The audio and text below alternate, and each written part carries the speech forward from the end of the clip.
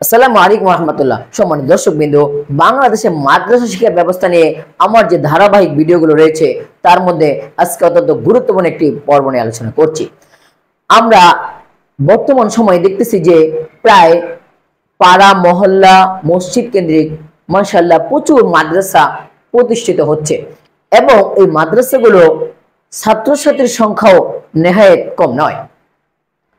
আর সরকারি প্রতিষ্ঠিত প্রাইমারি বিদ্যালয়গুলো প্রায় আপনার স্টুডেন্টের কমতি রয়েছে এবং সেখানে ছাত্রছাত্রী ডে বাই ডে কমে যাচ্ছে।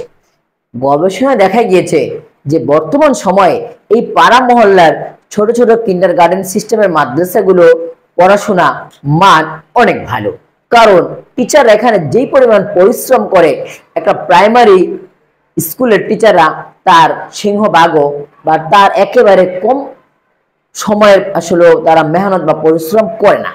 এটা পরীক্ষা করার জন্য আপনি একটা কাজ করতে পারেন। আপনার যদি দুটো বাচ্চা থাকে, আপনি একটি বাচ্চাকে মাদ্রাসায় একটি বাচ্চাকে স্কুলে ভর্তি করিয়ে দেন।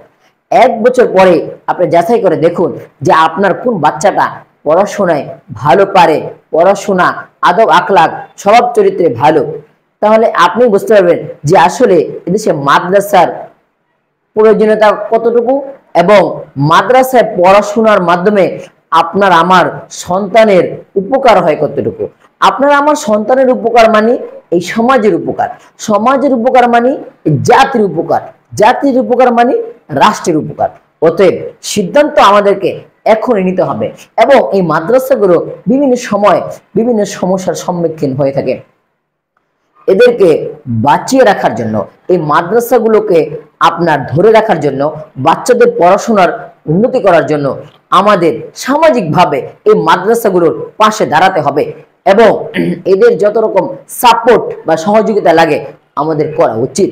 তাহলে আশা করা যায় অদূর ভবিষ্যতে আমাদের দেশের সন্তানরা আপনার আদর্শবান মানুষ হবে এবং যে শিক্ষা জাতির মেরুদণ্ড বলা হয়, এই মেরুদণ্ড সোজাকারী স্টুডেন্ট বা আদর্শ মানুষ হিসাবে তারা প্রতিষ্ঠিত হবে। এই আশা ব্যক্ত করে আজকের মতো শেষ করছি। আসসালামু আলাইকুম।